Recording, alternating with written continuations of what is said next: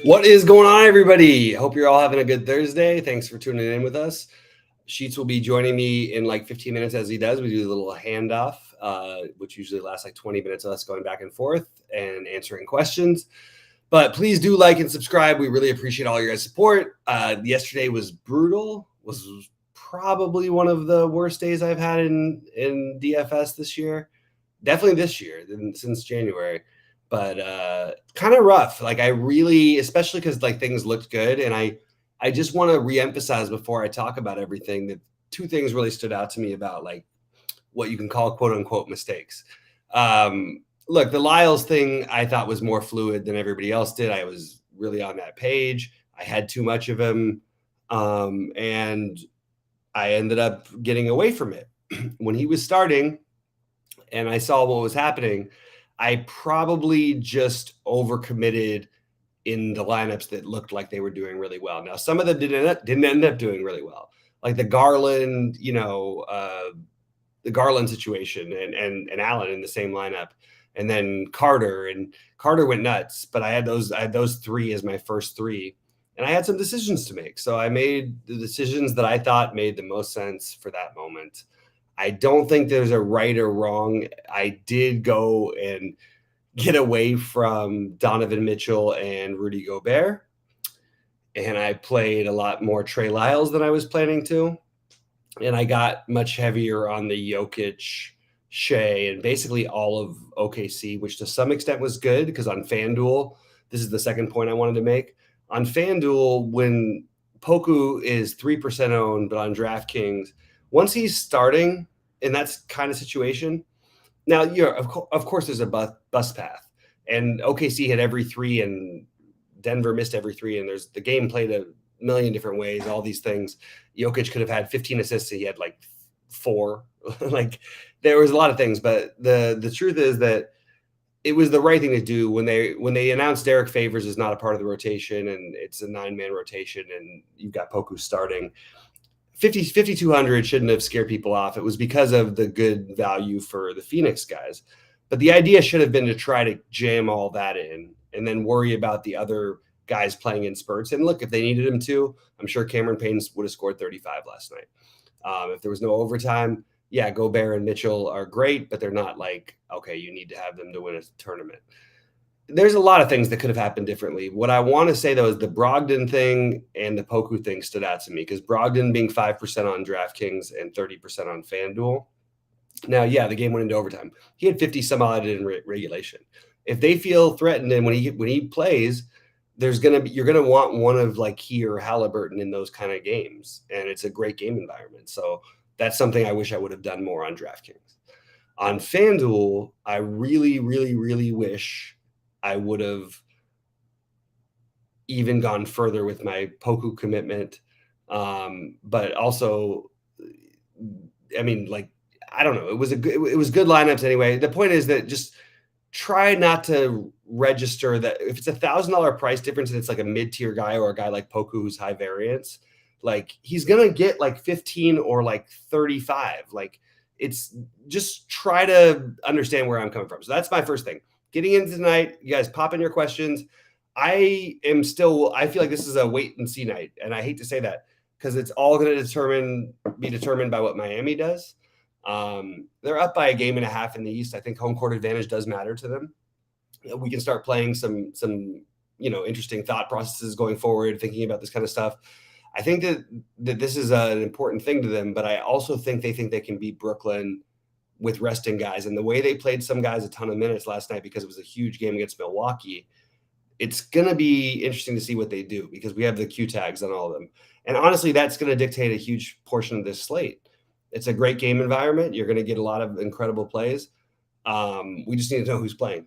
And that's what we're waiting for. So we'll pop on Discord. We'll say what we were doing. You know what I mean? Last night, I unfortunately went with Jokic over Giannis again. I really think that game just played the flukiest way of fluky.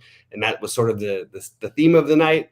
John Rahm today played one of the worst rounds of golf I've ever seen in my life and somehow is still even and actually like in the top, like going to make the, like, it's really weird how life works. Anyway, On to everything else. FVV out. That's a huge piece of news. So now everything changes. I should have probably noticed that sooner, but I didn't get the alert. Thanks, RG. I don't know what's going on, but let's get the alerts. I got to get my alert system. I have my NBA one, but for some reason on my new phone, I have to change my settings or something. But anyway, let me just see something really quick about that Toronto game. So the Malachi Flynn is yeah, we're gonna play Malachi Flynn. How do we fade this? You're gonna want exposure to Chris Boucher. Malachi Flynn is 6,200 on Fanduel. Maybe people won't go there as much. I still think it's a reasonable play. Gary Trent, Scotty Barnes, Pascal Siakam are the plays you want to play. I think you can throw Boucher into that mix.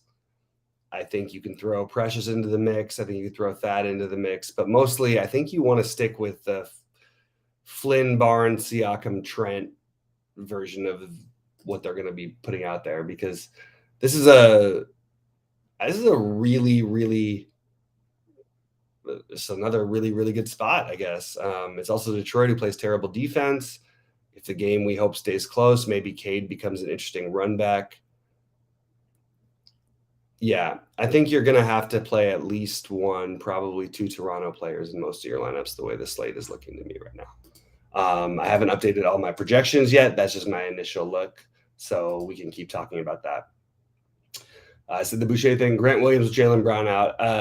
See, at this moment, I'm gonna jump into the other games, but I'm sort of like consumed by just that one right now, because that's like the I really thought Van Fleet was going to play, and it said probable earlier, so okay. Yeah, Toronto. We'll wait for some projections to update. Sheets will be here in a minute, so that'll actually help. But in the meantime, I'm trying to figure this out real quick about the other games, because like a guy like Grant Williams at 4,600, I don't know. I don't hate myself enough to make this play. Now, I don't know. No, for me, the answer is simply no. I understand it. If it works out, great, good for you. I actually think he is better than, like, we can't just always treat someone like the way they were when they were 21. But I don't know if it just doesn't make enough sense to me to play him with this other stuff out there, because the mid tier, like, I'd rather take shots on these giant upside guys, and we still to learn about Trey. If Trey's out, then we have that value too. This is a slate that looked like it was going to have no value. That my guess is going to have like an insane amount of value. But you get the mid tier value and the low end with Flynn for Toronto, assuming they do in fact start Flynn. I don't know why they wouldn't. They won their last two games. They're playing Detroit. Seems logical. I think Boucher is definitely back in play. I think Precious is back in play. Thad Young is still questionable unless somebody has that information, because I still have him as questionable. I don't have a official on that. So let's find out about Thad Young before we decide anything else, because that's going to make everybody else even more in play. You're going to want to be all over Toronto. That's simple as that. You're going to have to get one or two of them, and that game becomes a little bit stackable if you want to take a shot on a guy like a Cade Cunningham, which I think is actually really viable now. All right, let's get to more questions. Dragic revenge. Didn't we just have the Dragic revenge? When does he get revenge? What teams does he get to have revenge on? He keeps playing for everybody. I really like Dragic as a player. From everybody I know who knows basketball as well and is tapped in more into the league than I am, I'm not going to say I don't know it better. I don't see any way that Steve Nash is going to start playing this guy after all this time, like 30 minutes all of a sudden. Now, if something weird happens and they start him or something, yeah, maybe. But like, I don't know, man. It just feels weird. Like, I just don't. I can't get behind that, especially with the value that's starting to open up. Oh, there's my alert. Great. Fred VanVleet is out. Thank you to Dunbar always for being on top of that. For some reason, my updates have been really, really weird with my new computer, my new phone, and I have the settings right. There must be some overall thing. So I'll get that checked out and make sure it's a little bit more accurate for you guys. Tatum birthday narrative. Yeah, it's just too much. Like, Honestly, that might be like if you're trying if he was going to be like 10% owned and it was his birthday in this spot, I would say like play him like 90%. Okay, maybe more. Um, if you tell me that it's his birthday and he's going to be 70% owned in high buy-ins, don't you think that maybe there's an argument for, oh, but also it's his birthday and maybe he's out like drinking, or maybe his mind's on other things. Maybe people are visiting. Maybe it's something else going on. There's families. Who knows? Try to find an argument to fade the guys who are going to be 7,000% owned. Obviously, he's a great play. We don't need to like write that up. He's like in almost all of my initial builds. It's more like, can you find a way to fade him now? Like, but he's a great play, and we're going to probably end up with enough value where we can play him with another stud. By the way, just for what it's worth, what Ja Morant is doing is not an aberration. Now, it doesn't need to continue every night, and it certainly couldn't. But there is a chance that if they really feel threatened by this good defensive team, that an unowned, let me just double check that I'm not speaking out of turn when I say unowned, because I don't think there's any way people are playing Ja Morant tonight. And I think it's probably worth taking a gamble on maybe a Morant, Tatum, Smart type of lineup build to go with a Toronto player, and then the ultimate value that I'm still waiting on. All right, Zubac and Podol stack on FanDuel. I didn't realize that either of those guys have power forward eligibility on FanDuel. Am I missing something? Because did they make Zubac power forward eligible? All right, let me try this real quick. Zubac is only center eligible, and Pope. Yeah, you can't play them both in FanDuel. But on DK, I'm okay with that. You can't play Zubac and Podol on FanDuel. You got me threw me off with that one, Green Monster. Totally lost on that one. All right, let's see what else we got. KD, no men's limit. Yeah, KD is going to play, and he's an awesome play. My guess is the higher buy-in people will actually catch on to this, and he's not going to be unowned as much as he's projected. He's another one. The DeJounte Murray is the obvious one to pair with the Tatum. I think that these are going to be the lower owned ones, are the Kevin Durant's, the Trey Young if he plays. Yeah, that's your way of getting away from it, as well as obviously you can't play everybody. So you're going to have no ownership on Steph either. You'll have some on FanDuel, but not a ton. And you're going to have Luka at no ownership. So just probably worth noting that anything you do outside of the norm, I still think Tatum is the most automatic play on DraftKings with Flynn. But other than that, like, do your thing. Like, I mean, mix in these guys if you're playing multiple lineups. If you're playing one, yeah, Murray makes the most sense to me with given the matchup and everything, but I don't think he gets there enough more of the time than either Trey, Durant. I need to know who's playing for Miami, so it's really hard to talk about this because you might be able to get three guys in if you want to. Siakam makes a ton of sense. Malachi Flynn makes a ton of sense. Gary Trent Jr., Chris Boucher, Precious. And we have now. Oh my God. Oh boy. I think you want two players from Toronto, and I would rank them Flynn, Trent, Flynn, Barnes, Trent, Siakam, but they're all great. Like, honestly, they're all great. And then you mix in Boucher and Achua and Birch even. I just think, yeah, you're gonna want a lot of that, especially like, and you hope the game stays close. And if that happens, the problem is Detroit has so many bodies. You could play Killian Hayes if you want to. I like Killian Hayes in general. I think he's got a future, but I can't tell what happens with Detroit. Like they're like a hot hand team with a base of Sadiq and Cade and Jeremy Grant is the guy they're spending on, but at the same time, I just am struggling with it. Like I like Isaiah, like there's a lot of guys who like are in play, but like my favorite, I guess, just would be Cade, and you run it back with if you're going to play 3 Toronto guys. If you're going to play 2, I don't think you need to run back, but you can run back with Cade. I think it's actually good stuff right there. I think Sabonis is a great play. Again, he's another one of those guys who fits right into that mix, a little bit cheaper. Well, so Neesmith is starting. Okay. See what I was saying? Like earlier with Sheets, this is what happens on these slates. Like you get a really weird situation and it's completely different than what you originally expected. So we do actually have a ton of value. I'm curious to see, like Neesmith, one thing about him, the guy can really shoot. So if he hits a couple shots, that means he's going to have a big night, like early on. Oh my God. It could turn into Peyton Pritchard. I'm curious where the ownership ends up on him more than I am the projections for his points. I think he has upside. He has to probably shoot well to do it. There's no reason why in this lineup that wouldn't happen. Yeah, I think that's another interesting value one.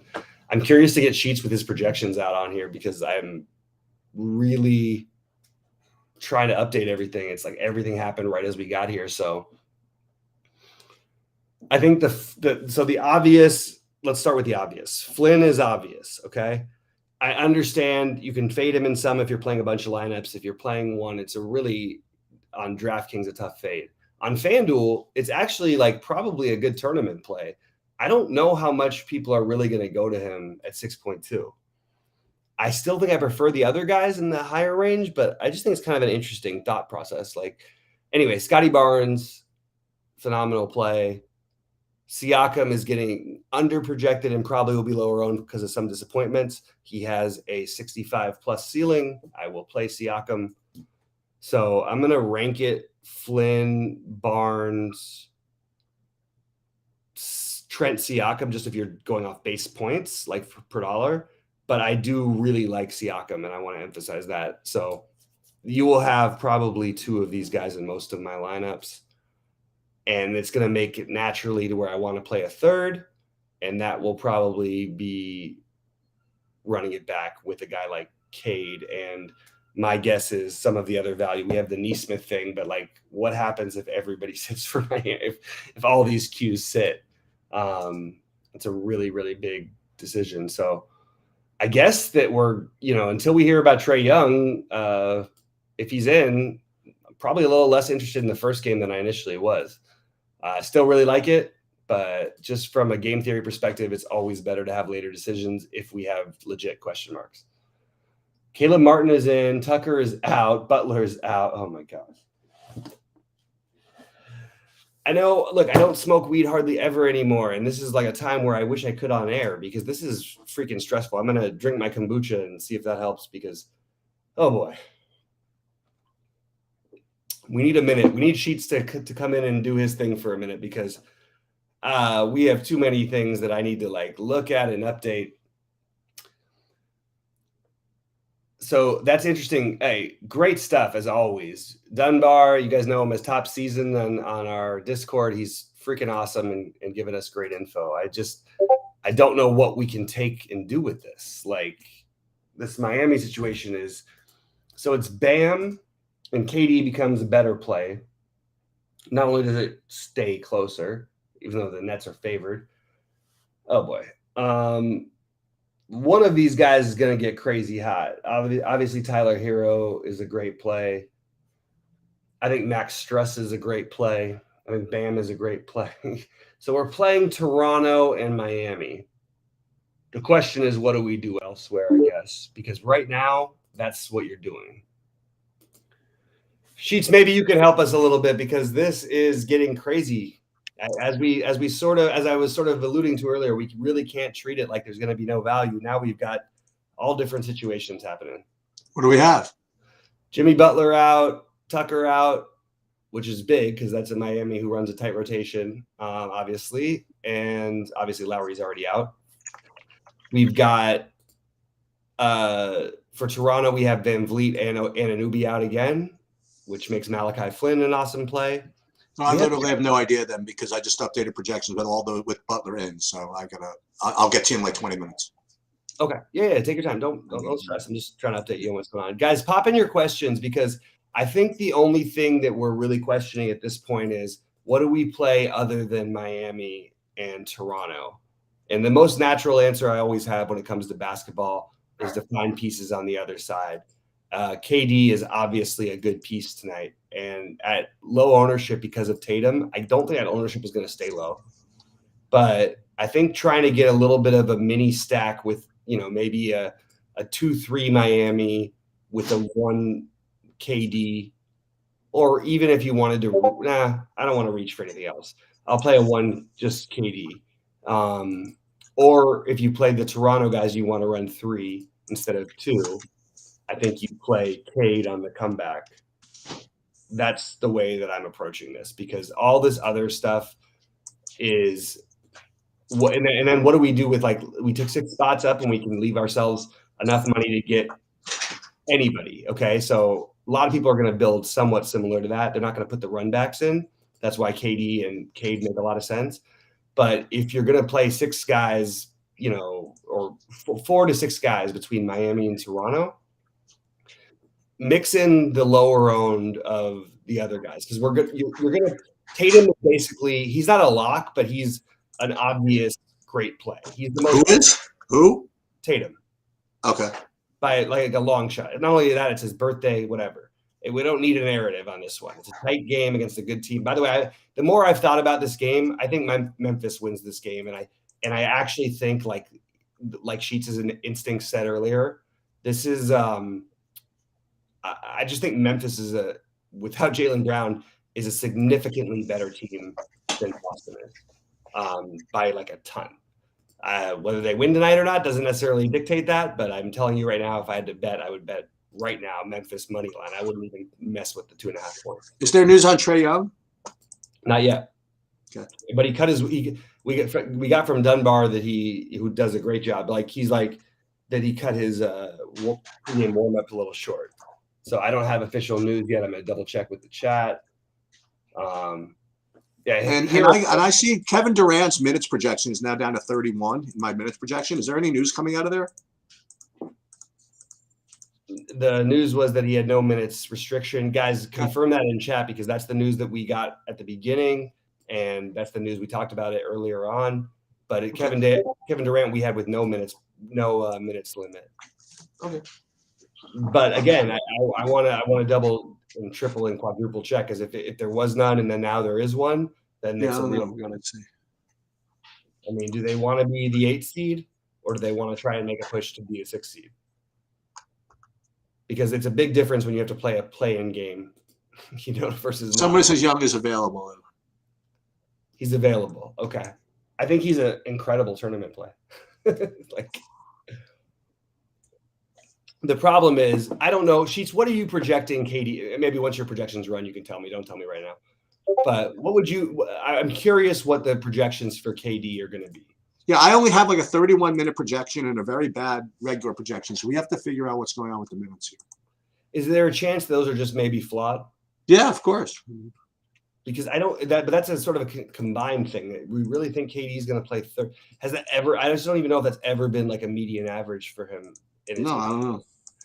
I'm looking at it being lowered to 33, but I saw him on no minutes limit. I'm going to double check with our chat because we got Dunbar in there who's a freaking phenom with this stuff. Oh, he won't have a strict limits minute. Yeah, that's the last report. That's what I had too. Okay. So we probably want to play him then. I mean, I think it's an awesome play. And because you can legitimately, your guys on Miami are going to be Vincent, Bam. So not in this order, but Hero and Vincent.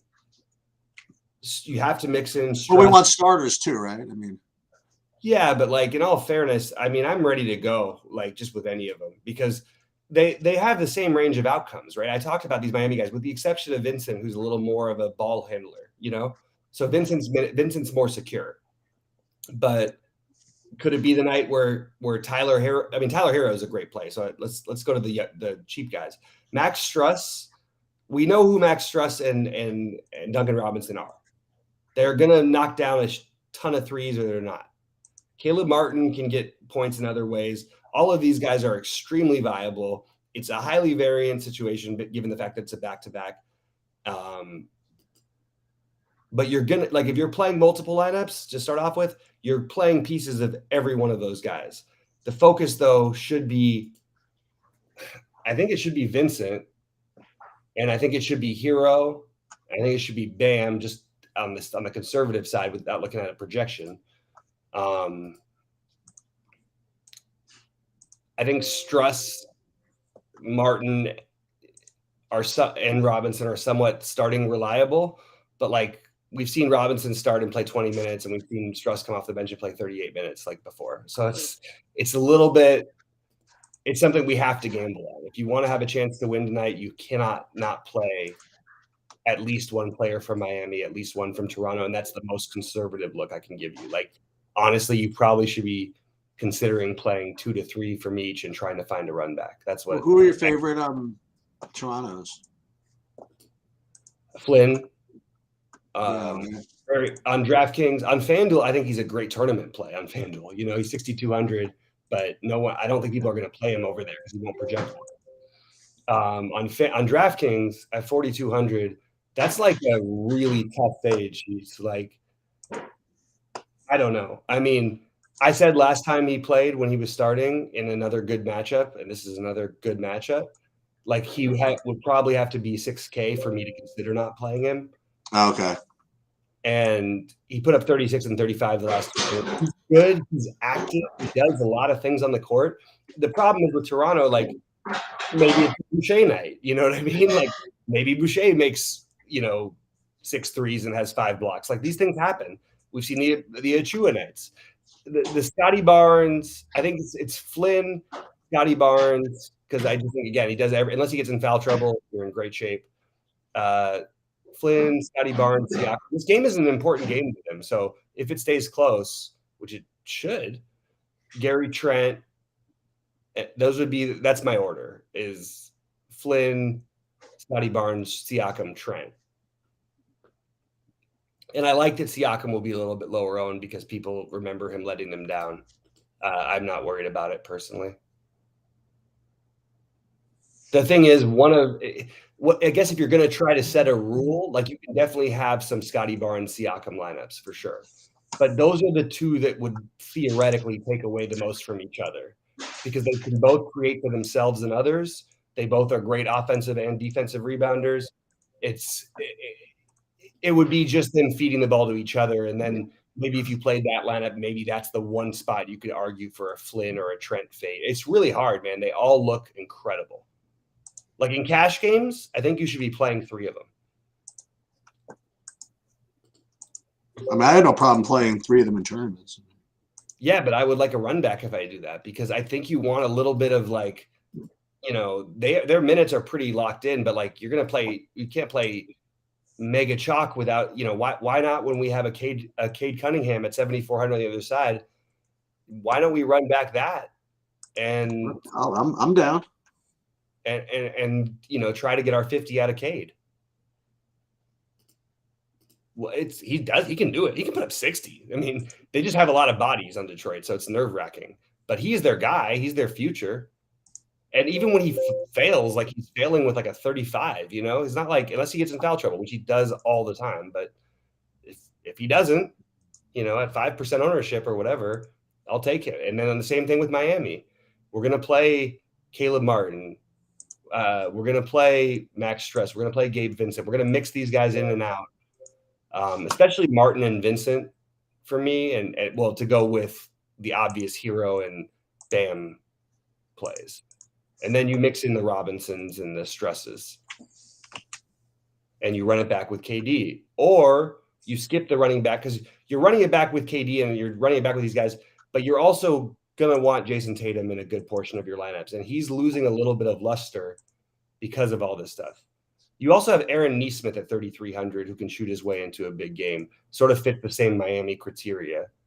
The only difference is we don't have as much proof of him playing consistent minutes. He really basically has to get hot. I don't know if he's played more than 23 minutes in a game this season. So that's just something to consider. But he can really shoot it. And he's playing against a team that it helps to be really good at shooting it against. They're gonna funnel things, and they're gonna play fast, and they're gonna get wide open looks. They're gonna try to stop you inside. That's it. KD is ready to smash with all the other scrubs. They're just gonna get out the way. I actually think so. This is when the NBA becomes fun, in my opinion. And I'm gonna probably be gone. And you guys get questions in if you want to, because I'm probably gonna be gone in the next few minutes, maybe in like 5-10 minutes. But like I have to finish building my lineups, and I don't have a crazy amount like I did, or a crazy amount of buy-ins. But this is a spot where I don't know, man. I think you need to like really understand like the standings and what matters to teams and things like that are actually things that make a difference. And right now, these teams need to win these games. Like the Raptors need to win, the Celtics need to win, the Nets need to win. I don't. KD's minutes projection. Unless I hear something from a coach or something that's actually here and there. Why would I assume Kevin Durant's going to play 33 minutes? Why? I understand that like there's been a lot of criticism about, and this is the narrative that people are going with. There's been criticism about playing too many minutes out of your guys and all this stuff. Look at Kevin Durant's last minutes when he was playing. 30, that was the blowout. 41, 43, 37, 41, 31, 39, 38, 39, 48, 41, 38, 40, 38, 38, 40, 44. You know what I mean? Right. Do you even know how not to play minutes? Is it like right. He has to be like not only a blowout, but like a 30-pointer. I don't know. And he has, and honestly, look, Steve Nash may be the coach, but it's Kevin Durant's team. He built this team, and now it's a different team. I think he takes on the responsibility, and I think that he goes out there, and if the game is in doubt, he's going to be out there for all these minutes. Now, doesn't mean there's not going to be, hey, we'll try to play him 6 minutes, give him a few minute break. But if it's 10, if they're down by 10 after that, you might see him the rest of the game. Like, you know what I mean? Sheets. Yeah, I hear what you're saying. I mean, I sort of look at it the other way though. If he's been out all this time, I mean, they really want to just like blow him through 40 minutes. I don't know. Well, so but I'm telling you right now. So just the standings, there's 18 games left to go. You know what I mean? It's not like a ton of time. And they're in the play-in right now, and they're 3 games back of not being in of the next team in the play-in. Okay, and the play-in to you if you're the 7-8, you have to win 1 game and then you're in. Okay, but if you lose 2, which is always possible, you're out. But also to get out of the play-in, they still have 4.5 games they could make up on the Celtics. I think and the Cavs, who are missing everybody. So they have a chance to get back into regular playoff without having to be in a play-in situation, which is just a much better situation for them to be in, obviously. And they're going to play for it. I don't know Durant to be any other way. Like, I just don't think he's going to say, hey, if they say there's no strict minutes limit, there is no way his median should be 33. If we want to be conservative, we should make it 36. But if we want to be realistic, we should make it 39. You know what I mean? If the to be close. Anyway, so in the Fanduel ones, again, it's going to be the same focus. You're playing Toronto, you're playing Miami, you're mixing in DeJounte Murray's a phenomenal play. Luka's a great play. Sabonis. I like Seth Curry as a long shot play, large field play. Even with Trey, some of these Atlanta guys, but you really don't need them anymore, because you really want to focus on, I mean, Siakam at 8,100, and Tatum at 94. Like that's who you're starting with, in my opinion. I don't care about Siakam having a recent trend of being down. Like, I'm a tournament player anyway, but even if I was playing cash, Siakam would be a lock for me on FanDuel. So would Scotty Barnes, I think, in cash games. And it may end up that way for tournaments, but I promise you this, I'm finding a run back if I'm going to play these guys, because that's the one part you can get edge on in these situations. Now, some people will do it, but you're talking about a very small percentage, because take all the let's just say all of the people who are playing Cade Cunningham tonight are going to do this. They're not all going to have the same exact Toronto guys you're running it back with. Will you run into one or two? Sure. But you have the rest of your lineup to figure out as well. Like, don't worry about duplications, but really go for it with this situation. Like, that's my advice. I think Chris Boucher on Fanduel is, especially because the position eligibility is probably actually the best one of all of them, which feels horrible to say. But he's one of those guys that he's 3,800, but he can put up 40 in this kind of a matchup. And he's probably not putting up less than 20, like almost ever. Right. If he was starting, like, he would be the lock of locks. I guess you could make an argument against him because his ownership. That's all I would say. Really, there's nothing else. It's just the ownership on him. He looks like especially the way it allows you to build on FanDuel. If you go through some builds, it's a really good move. I'm going to be here for 4 more minutes, so I'll answer some more questions while we're here, Sheets. And if you have anything to drop in, let us know what you got with the. What do you think of Trey Lyles tonight? We don't know if Rashawn Holmes is in yet, right? Rashawn Holmes was announced to be questionable after being out, which I have used as a good excuse to just decide to ignore Trey Lyles, because we have a lot better potential value, I think. Okay. But I do have, currently I have him in a couple lineups, but I don't think that's going to stand, probably, with Caleb Martin, Gabe Vincent, Duncan Robinson, Max Struess, Tyler Hero, Bam Adebayo. I'm going to play 3 of those guys probably in my lineups. I'm going to probably play at least 2 Toronto, Malachi Flynn on DraftKings, Scotty Barnes and Boucher, and Siakam being the preferences on FanDuel.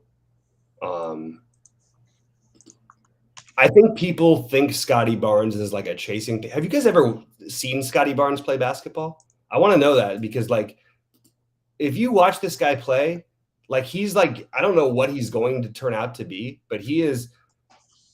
There was a good podcast, but it's like Michael Carter Williams if he was 6 inches taller and weighed 35 more pounds and was a much better athlete. I remember that guy. Yeah, but you know what I'm saying? And he had some talent, but he was 6, and he was good. He was 6'3", but if he was 6'9" and could handle the ball a little bit better, could shoot the ball a little bit better, could defend a little bit better, he would have been amazing. That's what Scotty Barnes is. Yeah. But Scotty Barnes is, he's the what Michael Carter Williams, like, the idea in the dreams of the Philly fans thought he was. By the way, I love my guy Svensson. I'm very proud of this young kid. He's at -2 for the day. He's done. Good for that. John Rahm's playing really well today. He was so bad and he still ended up even. I don't even know how that happened. He's a tremendous putter, especially inside 13 inches. It's just amazing. He was literally the number 1 player. Everything except for putting. Except for putting. Sheets, you saw the putt, right? Of course. Come on. It was the biggest. It was the closest putt missed by the most amounts since July of last year, they said. And unfortunately, you know what that's going to do? It's going to slow down like recreational play like forever, because now no one's going to give anybody any putts anymore. What does that mean? What do you mean? Oh, like when you're playing golf and like recreationally, and the guy's inside 3 feet, you usually just like give it to him so you can move on to the next hole. I got you. And now, no. Hey, Rob missed it from there. But separately from that, I think he missed 11? It was 10 or 11 other birdie putts within like 15 feet or something. It was like a ridiculous number. If you want a guy for a showdown tomorrow, I would bet on that guy probably. Kenny's crushing too, because Kenny with a late day. Who's crushing? I'm gonna have like 3 for 6 in my case. No, you don't know. Nobody knows because it's gonna be like +2 or +1. I got like +8 guys, so we'll see what happens. Nah. Kenny came in with the late day where his last thing was the JJ Spawn and Bo Hostler. Okay. And they're tied for second right now. So gotta give him a little bit of credit there. What question? The Fanduel Exposure. I thought I did go over the questions. I went through all the players I'm playing on Fanduel. It's the Toronto guys. I ranked them in order. If you guys want me to do it again, I can do that. The Miami guys, again, I think I ranked them in order, or at least close enough to my order. And then you're mixing in the Westbrooks, Reggie Jackson, DeJounte Murray. No, DeJounte Murray's a staple. You're mixing in the Doncic, Steph Curry types to go with these guys. And Boucher he's my favorite Toronto one on FanDuel, which sucks. Centers on FanDuel. That does suck, doesn't it? I mean, yeah, so I've got 4 entries in the 333 tonight on FanDuel. They have that special 333. Oh, the monster, whatever that is. Yeah, but to me, it's sucking means I probably play Boucher in 2 of those, maybe one. Right. Okay. Because it does really open up your entire lineup. Now, if you want to be really creative and do something and speculate on, you know if PJ Tucker was out? Yes, I do. Okay, that was one of the It was anyway. So I lost my lineups page. I might be able to do this on air if Sheets is able to talk for a while, because I don't want to leave you guys, but I am definitely interested in trying to figure out what the hell to do with this Toronto thing, because we just have seen this a couple times now. Like, you could argue this is a worse matchup. I might go further and say I'll argue it's a better matchup. I don't know how. I know Brooklyn won the money for Sheets the other day, but I watched that game. Early on in the game, it literally looked like Toronto was going to win by 60. It didn't even look like 40 was going to be enough. They were actually playing like a college team, just trapping in the backcourt. We're going to make sure Seth Curry can't do anything. Right. No, really, that's what they did. Detroit has a bunch of skilled guys. They have a bunch of guys who can handle the ball. This is not going to be an issue for them. I also really like Detroit plus the points right now. I believe in Toronto as a team, but Detroit has some guys who can actually play basketball. They're better than people think they are. They're just figuring themselves out. I'm just going to keep going back to that. I love Cade Cunningham as a run back, and hopefully others won't as much. And I'm not saying it's a lock, because Cade Cunningham will go out there, and we see it all the time with him. He gets 2 fouls in the first 2 minutes. And it's okay, because you can play that way if you're Detroit, because, we have a bunch of other guys who can handle the ball, and we don't need to win games. We just want to make sure we get you your minimum 32 minutes. Cade Cunningham is going to play, if this game is really close and right there, you're going to see the 36 to 30 to 40 minutes out of Cade Cunningham if there's no foul trouble. Cade Cunningham can put up 50 fantasy points in this game without Van Vliet out there. Malachi Flynn, as much as I like him, Gary Trent can defend. Chris Boucher is one of the worst defenders in the NBA. I know he blocks shots. He's not a good defender. No, he's not. Scotty Barnes is an excellent defender. Pascal Siakam is an above average but overhyped defender. Precious is a great defender, but who knows? Who's an overhyped defender? Siakam. Okay.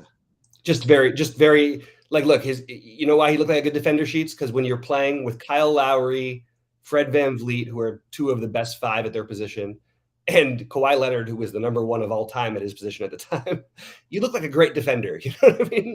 That's true. You have a good defensive team. All right, I'm going to build through some lineups while we're on air here. Sure. And sorry, guys, this is going to be maybe not the most entertaining. But that's fine. Who cares? What we're doing. Can I rank Miami again? Yeah, I'll do that. I do like Podol a lot on both sides. It's just, again, he's one of the other guys who's going to be lower owned than he should be, but there's a lot of guys we can get to now that we have all this news.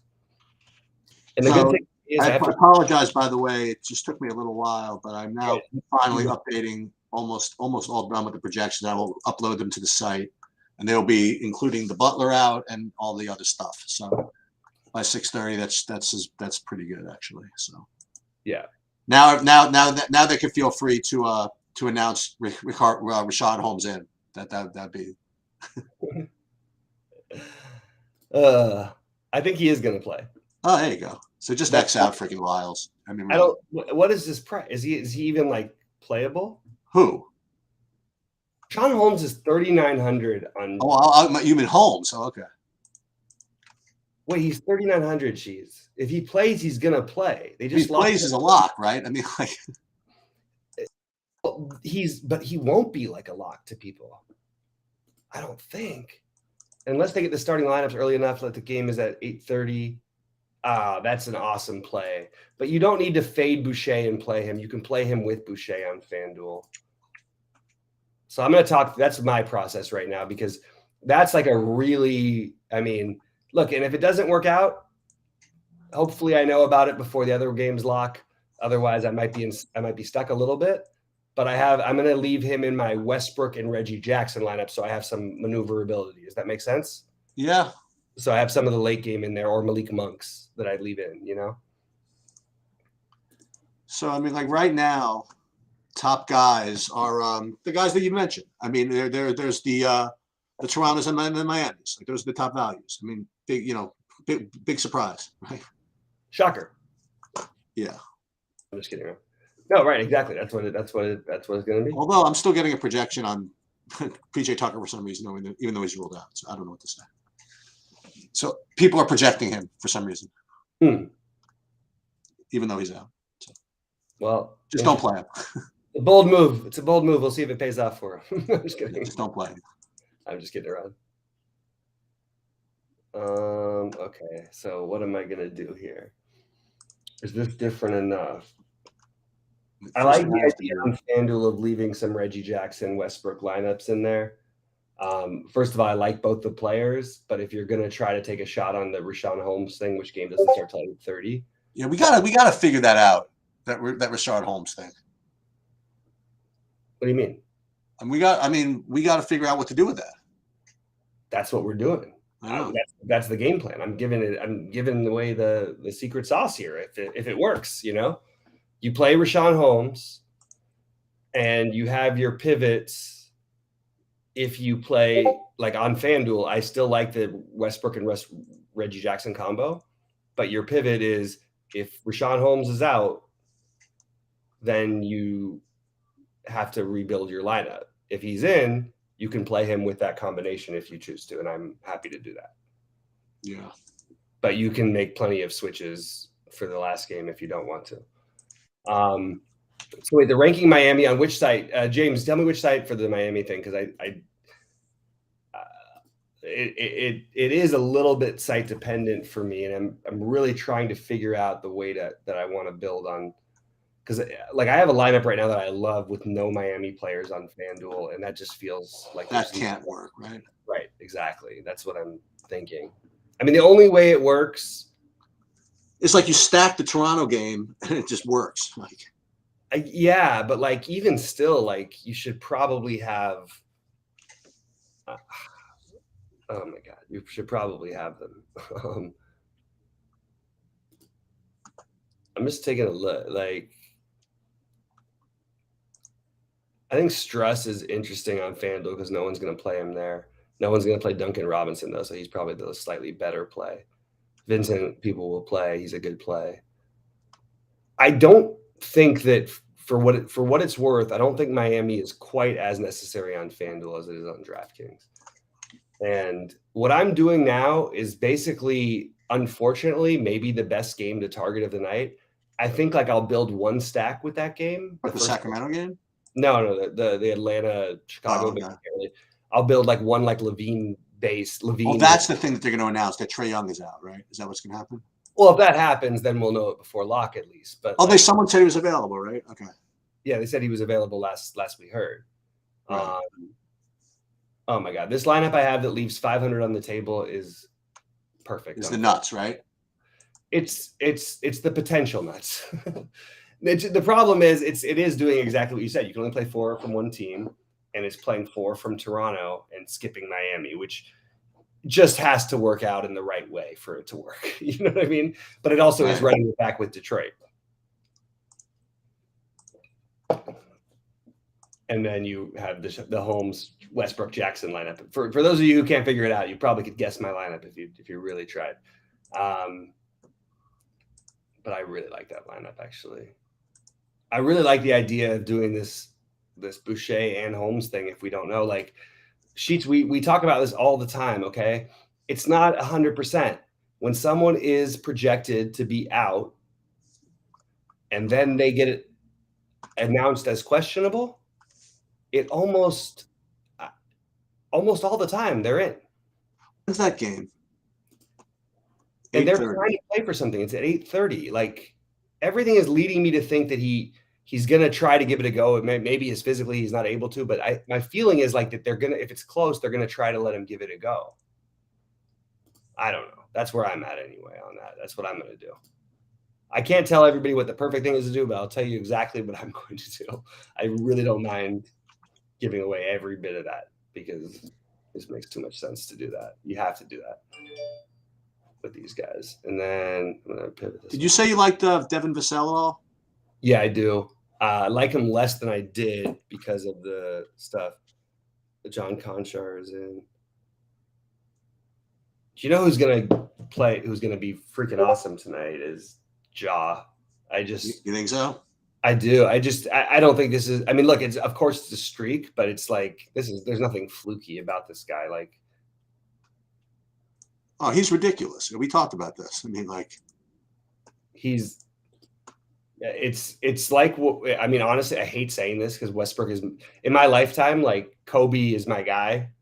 Westbrook is probably my next guy because I've watched him since he was like 16 years old play basketball, you know? But it reminds me a lot of Westbrook, but there's like, what's really weird is everybody thinks Westbrook is a great athlete. Ja Morant is a different level of an athlete. And he plays like it too. He's got that same FU attitude that Westbrook has. It's really impressive. Okay, no more Zach Collins for me. Did I ask you about him? I was going to ask you about him. He was my filler piece, but I don't need him anymore with this other stuff.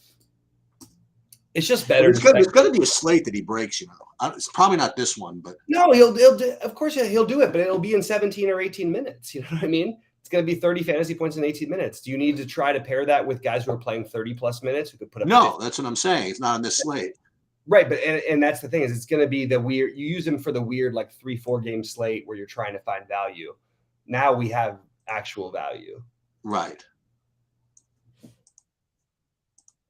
Really, I'm really having a hard time getting away from Boucher on Fanduel. Well, let me see. I'm gonna do it again. I'm gonna play 150. But it's like a $3 tournament tonight. Right. So I'm playing 150. Let me see what I get just on my numbers. What I get from my Fanduel 150. You want to try to guess? The highest owned guy is I have a 61%. Give me a hint because I'm trying to build as I talk here, so it's a little harder for me than usual. Well, the 61% is actually a spend up. I'm loving this build I have here. Okay, so the 6,100. 60. No, it's a spend up. Dude, do your thing. I'll on FanDuel. No, it's fine. My highest owned guy on FanDuel is DeJounte Murray. Yeah. Sorry, that makes perfect sense. Don't worry about it. No, we're good. I'm just trying to figure out what I'm doing here. Boy, it'd be really nice if they made some of these Heat guys multi-position eligible on FanDuel. Kind of messing with me. I can't believe I'm off this first game that I was preaching about how everyone was going to be off of today, and it's like a great game environment. Ugh. Watch Big T, like he'll do a 7-man stack, and the game will go to 9 overtimes. And hey, you're a genius. Hey, but that counts. Hey, you know what? Winning counts, of course. We're in agreement. No, and that's a strategy. You play for overtime. I mean, that's not like You don't play, but you shouldn't go into like. You should always keep it in your mind, but it's not the overtime. It's the meaningful minutes and the usage down the stretch. Yeah, I get it, with the overtime being the extra. Darius Garland might have a 30% usage, but his usage in the last 5 minutes of games is 70%. Right. It's a very different situation. I think Ken Birch is your immediate pivot from Boucher on FanDuel. For what that's worth, and obviously the aforementioned Rashawn Holmes, let's gamble and let's freaking go. Like this is the kind of way you can really win a tournament. You're going to be wrong sometimes, so have pivots ready at the 5:30 game. If you so use him in either the Laker lineups or when you're playing one of Steph or Luka or DeJounte, because you have to have some switchability if he's not playing.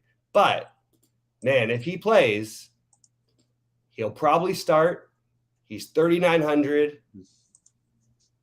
Right, Sheets? I mean, look, we're not. Guess. Every projection system, every algorithm in the world right now is not. Some of them are factoring him in. Most of them are not. No.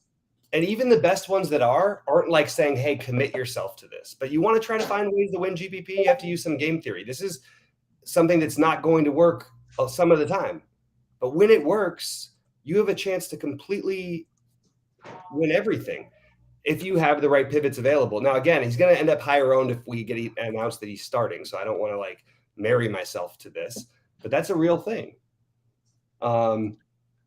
Yes. See, I like what Dunbar's saying. You could do the Holmes at center, and then you could switch to Dwight. Now, again, you're gonna still want more pivots though, because you need Dwight to be starting for him to make that much sense tonight with the way the Lakers are going.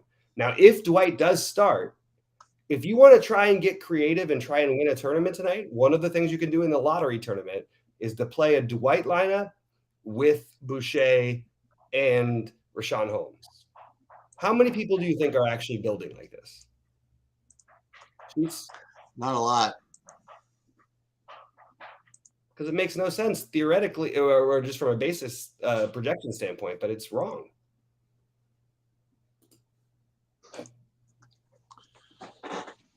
I have a shot to there's a long way to go, but I have a shot to go back to back in that tennis GPP that won yesterday. Oh yeah? Yeah, for another 2,000, which will hopefully pay for tonight's NBA buy-ins. I don't know, man. I feel like, look, what I'm saying is high variance, but I really think there's something to. Now I'm like excited about this slate because you have some crazy edge if you try to mix in the guys I'm talking. Like if you try to do what I'm saying, it's. I mean, if it works, you win tournaments that way. When it doesn't work, that's fine. That's normal days. You're not going to. The difference between finishing 50th place for doubling your money or winning a tournament, that's 20 to 1. So so that's an 8:30. It's an 8:30 game, huh? Yeah. The Rashad Holmes game. Yeah. Yeah, one place has him for 11 fantasy points. Yep. Actually, that's what I have in total. Like aggregate is like 11.5. But see, that's what people are doing. The thing we hate. That's the thing. No one's getting. There's zero chance he gets 11 fantasy points. And if he does, it takes a flukish thing of nature for it to happen. It's right? Zero chance. If he's going to get 0 or 30, you know what I mean? Like he's going to. Well, I think he could get 5 or 10 or 30, but that's only if he gets injured or gets hurt, and then they get foul trouble and they play better without him or something. They're trying to win games, so they're. So if they announce him available but not starting, they don't have the starting. If they announce him available but not starting, yeah, then he's. I mean, no one's gonna play him. Still. Are we gonna play him? I'm gonna play him. Okay. I'm a lunatic though. Like this is how you have to try to find when you find one edge sheets. Like this, right. You don't try to like take one shot at it. You take every aim, all my different game stacks, all my things. I'm gonna like lock into this on FanDuel and just go for it. And by the way, even if he plays, like it's not like a guarantee, but he's gonna get 20. And if you're playing him in addition to these other guys, your build is automatically gonna be unique. Right. Even if he doesn't get there, you're already like. People with Trey Lyles won a lot of money last night. Not me, but some people with Trey Lyles won a lot of money.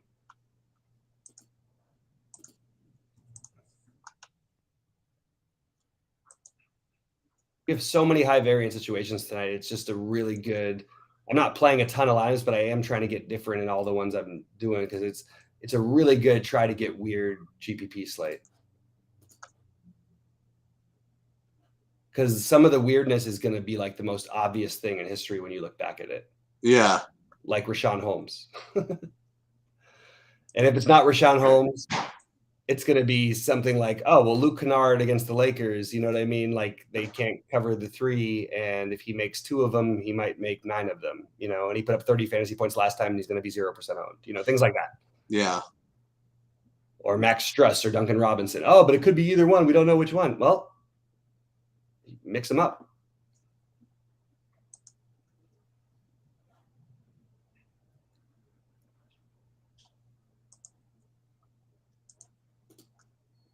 I updated the hockey if anybody cares. Other people cares, but it's usually not in the NBA's chat. Yeah. There's a couple of guys that come into me. It's like 1 in the afternoon. It's like, when do we get the early hockey look? I'm like, ooh, relax. I'm on it. Don't worry. I know everybody's got their different patterns. Yeah, that's cool. That's all good. Yeah. That's why we got get freaking more people watching the YouTube videos of the freaking LOL than the NBA. We got to work on that.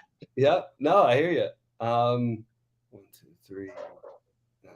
I got too many Miamis. I think is it possible to have too many Miamis in one lineup? I think so. Yeah, it's possible. Yeah, I got 4 Miamis in a tournament lineup. Do you have a run back? No.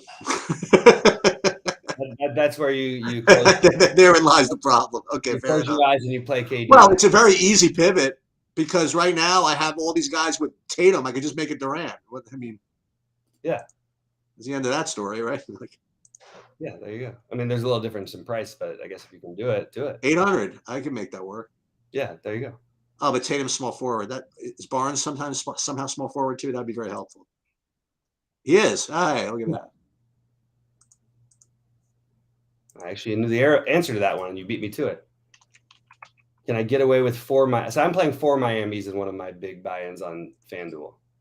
But not on DraftKings? So if you're going to fade a lot of the Toronto stuff, play Boucher would be my answer because he's the one who will put up the fantasy points in lieu of the other guys. Unless it's like a weird Watanabe. Wait, so I had a dumb question. I just said I played that maybe 4 Miamis is too much. That's what you're doing on FanDuel? I just said I'm doing it with Durant as a run back. Oh, okay. I just don't want to do it without a run back. Like right. It just makes when you're committing, 5 out of 8. So you're committing 72% of your equity to one game. You're going to just bet on one side of that game, and especially when they have nobody else, I'm not going to play Durant, but I'm not going to fade Tatum instead of Durant. For me, I'm playing Tatum with Durant and doing right. it. I'm not saying it's right. It's just what I'm doing. All right, guys. I'm answering some questions if there's anything in real quick. Yeah, I like the Dwight thing too. I don't know how to actually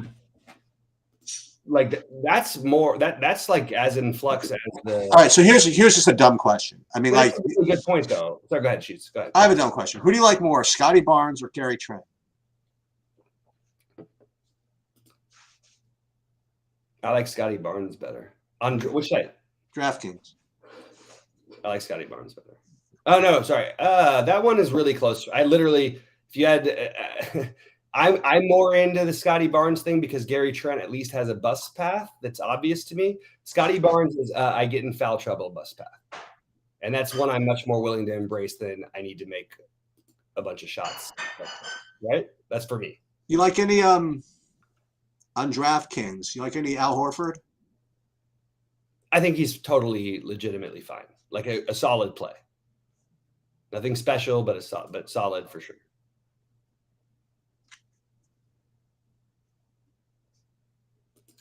Dude, I'm really obsessed with this Boucher Holmes Dwight Howard thing. You have 3 guys who could put up 5 fantasy points, and 3 guys who could each put up 40. The minimum on FanDuel-ish.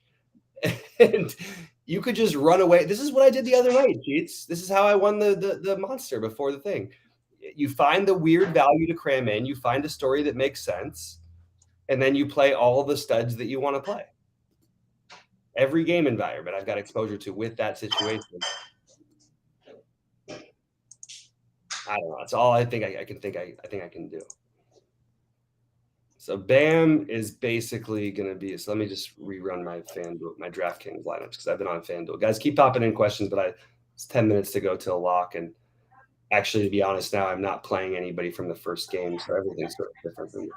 Too bad. I really liked Capella too in that game.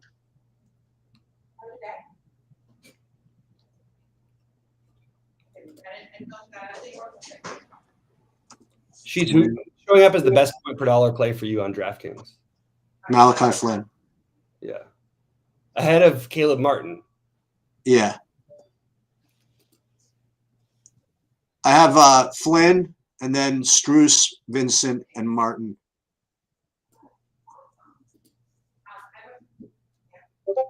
trying to think whether I'm better off using Cunningham as a run back for Toronto's or Durant as a run back for Miami's. Wait, say that one more time. Wondering if I'd rather play Cunningham running back with Toronto's or Durant running back with Miami's. It depends on which you prefer. For me, I tend to try to go potential game environment in that situation. Yeah. They're both pretty good and they're big upgrades, but Toronto is more strict about their minutes with their players. So I'm leaning a little more, but that to me means 3 or 4 Torontos and 1 Detroit. But I don't mind, like mostly honestly, I'm combining the two. That's legitimately, I'm giving away my builds, but that's exactly what it is.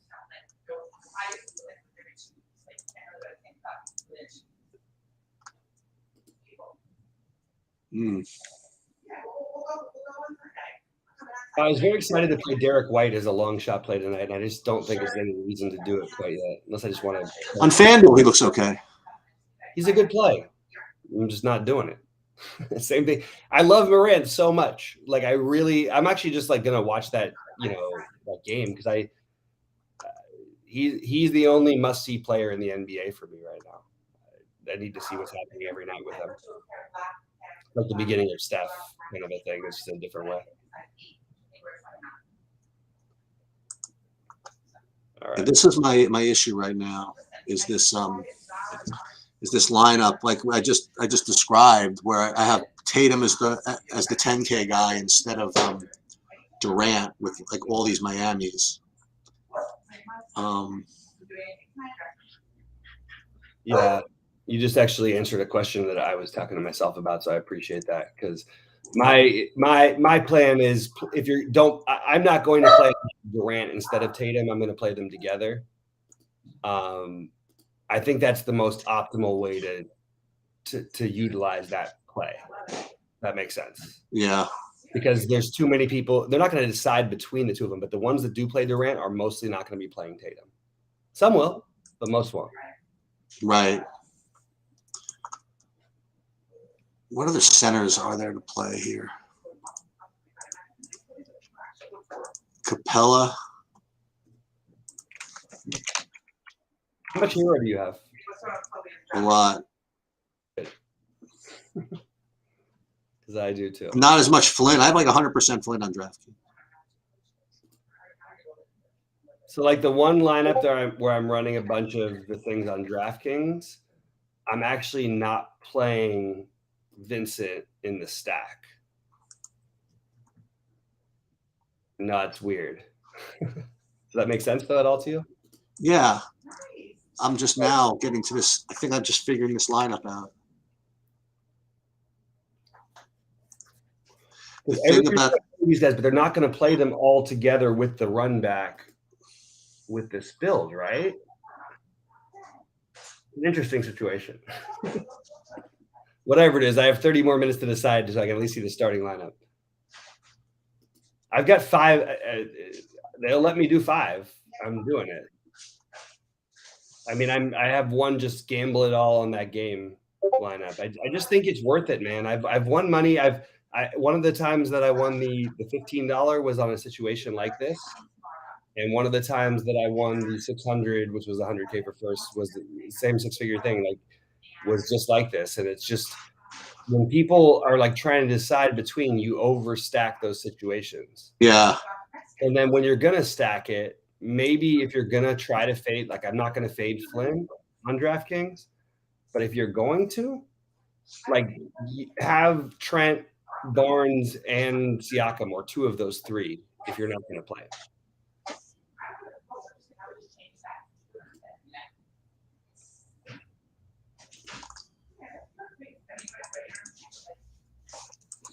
And all these guys I really liked early in the day are sort of falling by the wayside for me. All right, let's see this thing.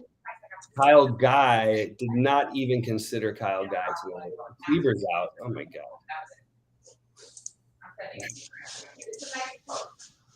I don't know what the Kleber out does for me. I'm going to take a quick look and see if there's anything that I need to put you guys on. I don't think it does anything for me, to be honest with you. Yeah, I was just curious. Right. I love you. Bye.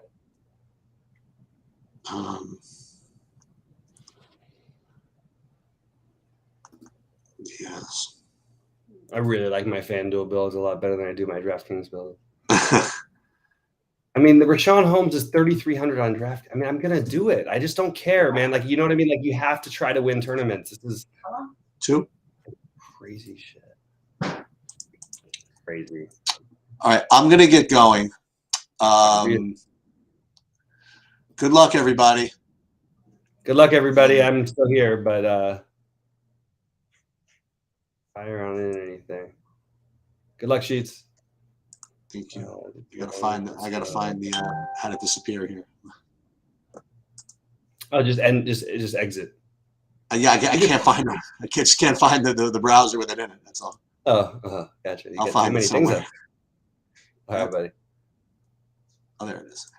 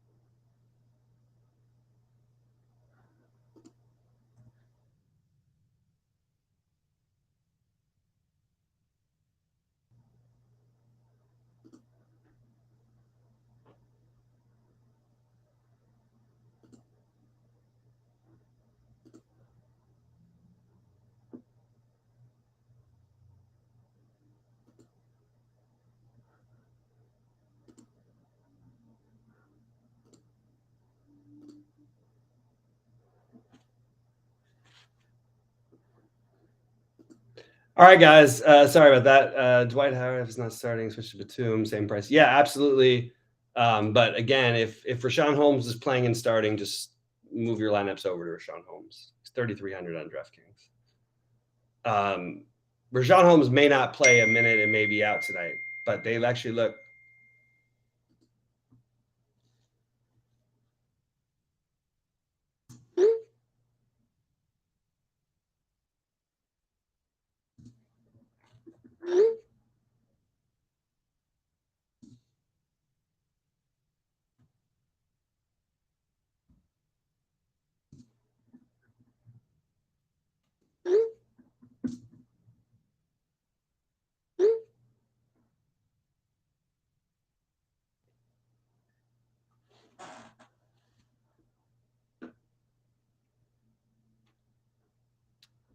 Yeah, the wait and see. I just had to skip off the first game.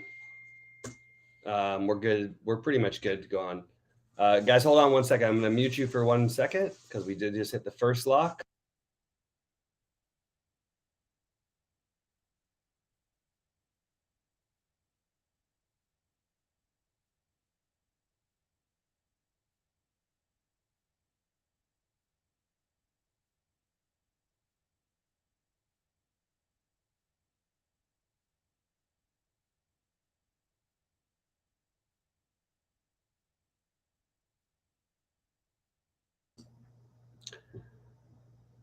All right, guys. Sorry about that.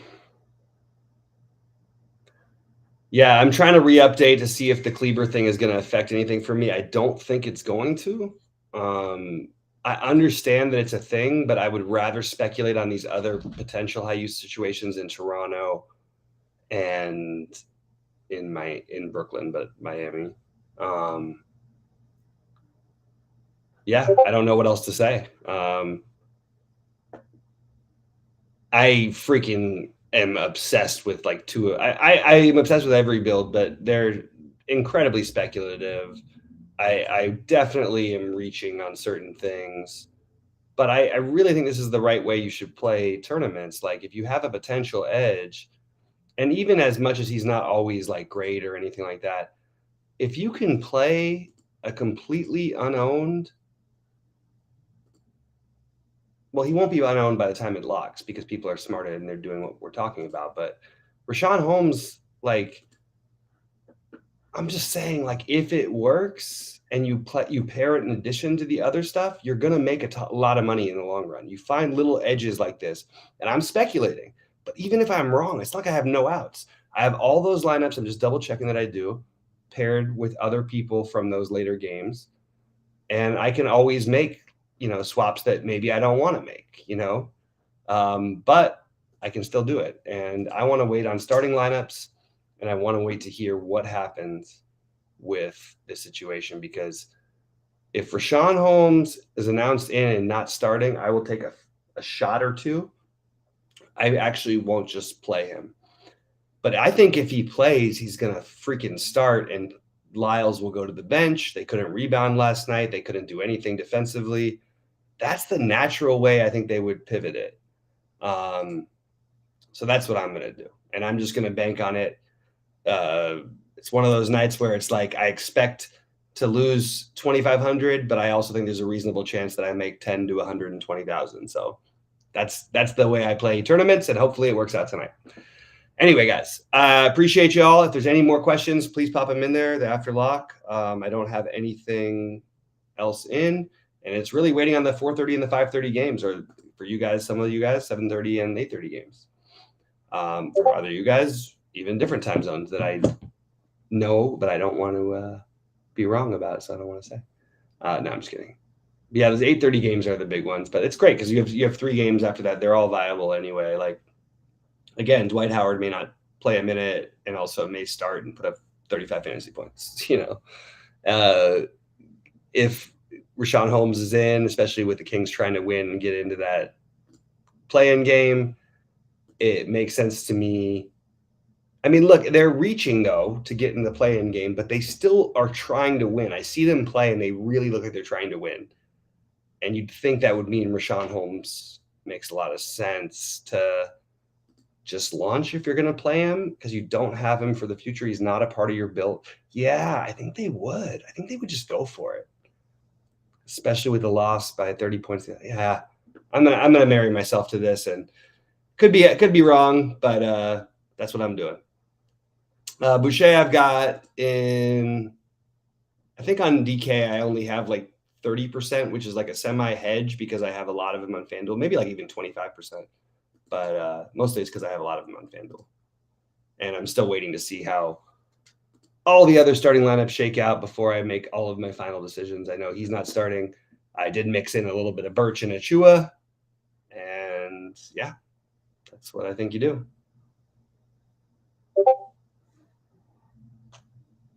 And I think that's where we're at. All right, guys. Let's see. Wait, we got a news thing. Celtics smart.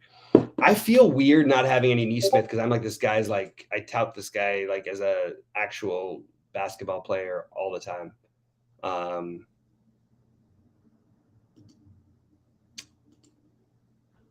But I have not seen any hints of it in the NBA. I just think that he has the shooting capability to win a slate. So maybe I can decide to play him over Struss in a couple lines. I like Struss too.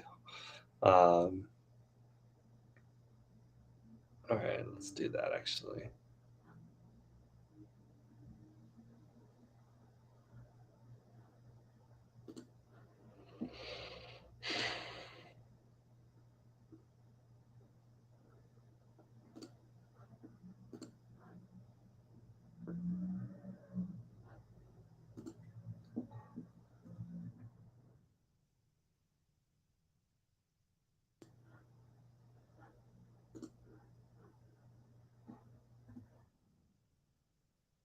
I almost wish there wasn't so much switchability for people onto Holmes later on today, because it'd be really nice to have, like back in the old FanDuel days, this is like a spot where you would gamble and just, I won tournaments like this because there's guys who they're questioning whether they'd be in. I don't think even if it's less likely that he'll be in, he's still the best thing you can do, just based on what I was talking about. All right. Anyway, guys, appreciate y'all. Yeah, it's still live. Sorry, Rody, we're just going past lock because this is a really weird slate as we sort of predicted. And all right. I think that's pretty much it. And yeah, good luck to everybody tonight. Sorry, it's kind of been a confusing show because we had a lot of news break, which I kind of expected, but was hoping it would be either before or later on so I could answer it in Discord. But right now, this is where we're at. So good luck tonight, everybody. And hopefully we'll see one of you guys posting a screenshot at some time after 10 p.m. Eastern time.